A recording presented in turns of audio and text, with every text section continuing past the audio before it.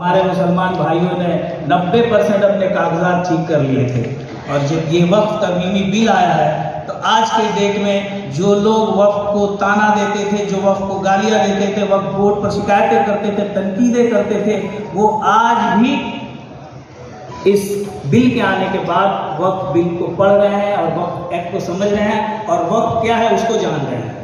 और इमारत शरिया एक बड़ा रोल अदा कर रहा है, जो आम लोगों में एक अवेयरनेस जो बहुत दिनों से लोगों में नहीं थी वो और ताज़ा किया गया है। मैं सिर्फ यही कहूँगा कि इस एक्ट को इतनी बारीकी से लाया गया है, अगर जो लोग लॉ से रिलेटेड रखते हैं, जो लोग कानून के जानकार हैं, जो लोग इस चीज़ को पढ़ेंगे और पुराने एक्ट के हवाले से जब इस पर तबसरा करेंगे तो पता चलेगा कि बड़ी बारीकी से हमें कत्ल किया जा रहा है और ये बारीकी समझने के लिए बहुत वक्त देना पड़ेगा। पिछले 20 दिनों से 25 दिनों से ये 1 महीना का सिलसिला चल रहा है। हमने इस एक्ट पर इतनी मेहनत की है और इसको इतनी समझने की कोशिश की है, तो ऐसा लगता है कि रोज़ नया नया एक चीज़ आ रहा है जो हमारे लिए बर्बादी का रास्ता दिखा रहा है। सबसे बड़ी चीज़ है, अगर एक एक सेक्शन को अगर यहाँ बयान करूँ तो कम से कम 5 घंटे लगेंगे। हमारे ऑनरेबल जस्टिस सईदुल्लाह मुंशी साहब जो चेयरमैन वक्फ बोर्ड बंगाल के हैं, यहाँ मौजूद हैं, उन्होंने इस पर इतना बेहतरीन एक रिपोर्ट बनाया। जब हमारी सरकार के पास वो रिपोर्ट गई तो हमारे मुख्यमंत्री ने उसे कहा कि इतना अच्छा रिपोर्ट बना, इसे इमीडिएटली जेपीसी के पास भेजो, और हमने उस रिपोर्ट को जेपीसी के पास भेजा है, विदिन द टाइम भेजा है। सिर्फ जेपीसी को नहीं भेजा है, हमने minority affairs ministry of minority affairs को भी दिया है, CWC को भी दिया। हमने कहा है कि हमारी इस रिपोर्ट को जेपीसी के पास पेश किया जाए। ये कोई ज़रूरी नहीं है कि हो सकता है कि जेपीसी हमारे तमाम वक्फ बोर्ड के साथ मुलाकात करे, बल्कि जो ऑर्गेनाइजेशन है, जो इस्लाम के यहाँ मानने वाले हैं, जो खैरखा है कौम के, वो लोग जा रहे हैं और वो जेपीसी से मिल रहे हैं। लेकिन हमें शक है कि जेपीसी हो सकता है हिंदुस्तान में जितनी वक्फ बोर्ड है वो किसी को ही ना बुलाए। जब ये बिल आया इसमें रेफरेंस कुछ दिया गया है, मैं बताना चाहूँगा बीइंग ए सीईओ, इस रेफरेंस अगर हमारे बिहार के सीईओ यहाँ मौजूद होंगे तो हो सकता है वो बता पाएंगे।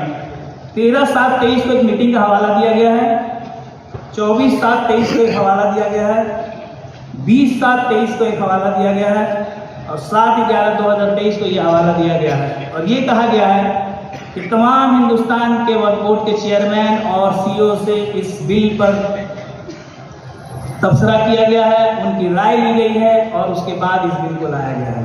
मैं कहूँगा आप सबके कि इस डेट की मैंने जो डेट बताई है, RTI की जाए, CWC और मिनिस्ट्री ऑफ माइनॉरिटी अफेयर्स से मांगा जाए कि उस मीटिंग में कौन कौन सीईओ मौजूद थे और उस मीटिंग में क्या क्या रेजोल्यूशन हुआ था और उसमें किन किन चीज़ों पर तबसरा किया गया था।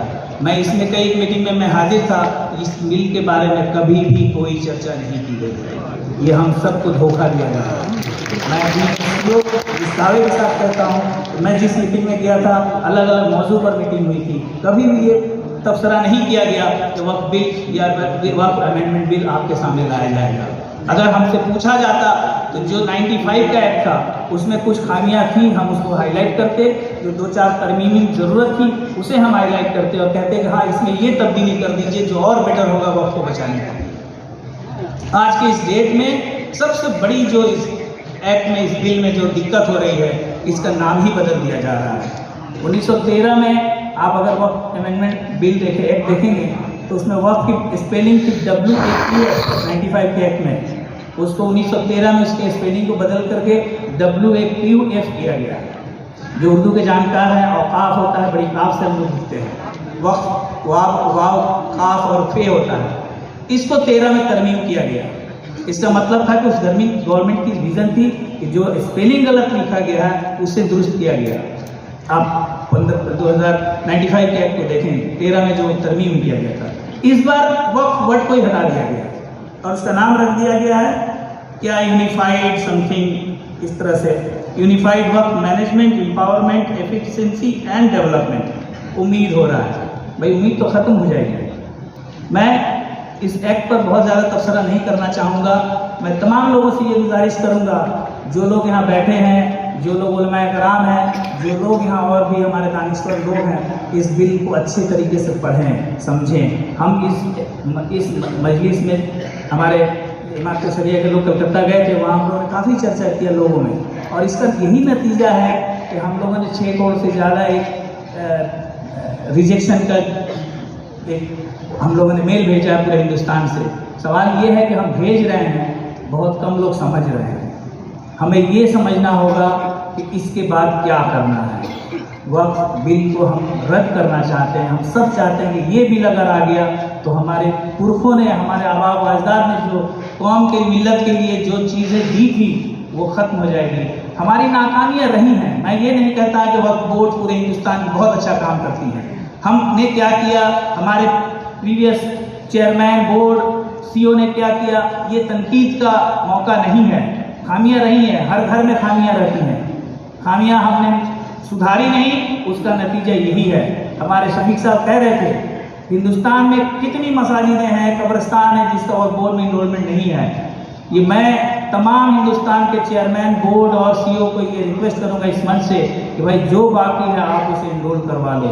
हमने ये मिशन शुरू किया है, हमने अपने वक्फ बोर्ड में ये मिशन शुरू किया है, और जितने भी मसाजिद हैं उनको जो इनरोल्ड नहीं है वक्फ बोर्ड में इनरोल करवा रहे हैं। वो ज़माना दूर नहीं है, अगर खुदा ना खास्ता ये बिल पास हो गया तो हमारी कितनी मस्जिदें शहीद होंगी, कितनी मस्जिदों को तोड़ा जाएगा, और उन मस्जिदों को तोड़ने के बहाने से राइट होंगे, दंगे होंगे, फसाद होंगे, कत्लगारी होगी, और खूब रहजनी बहुत कुछ होगा जो हमारे आंखों के सामने झलक रहा है।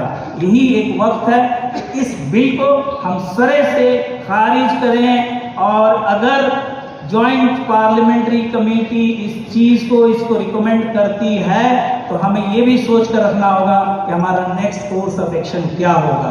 कानूनी रास्ते से हमें ये लड़ाई लड़नी है, वक्त पड़ेगा तो जैसे हम लोगों ने एनआरसी और सीए में किया था वो भी किया जाएगा। लेकिन अभी फ़िलहाल हमारे पास यही है कि इस एक्ट को हम किस तरीके से पार्लियामेंट में पास ना होने दें, ये सबसे बड़ा मुद्दा है। और इतना बारीकी पॉइंट बता रहे हैं। All India Muslim personal law board, इमारत शरिया और हिंदुस्तान की बहुत सी तंजीमें इस पर काम कर रही हैं, और मुझे उम्मीद है इसमें हमें सबकी कामयाबी होगी।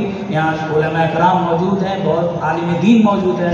मैं सबों से यही रिक्वेस्ट करूँगा कि अल्लाह से ये दुआ की जाए, इज्तिमाई दुआ की जाए कि हमें इस मुसीबत से निजात मिले। मैं और ज़्यादा वक्त नहीं लूँगा, काफ़ी यहाँ एक्सपर्ट लोग हैं जो बैठे हुए हैं यहाँ कुछ अपनी मुफीद मशवरे से नवाजने के लिए। आप सबका एक बार मैं फिर अपने तहे दिल से शुक्रिया अदा करके मैं अपनी बातें ख़त्म करता हूँ। अल्लाह हाफ़िज़।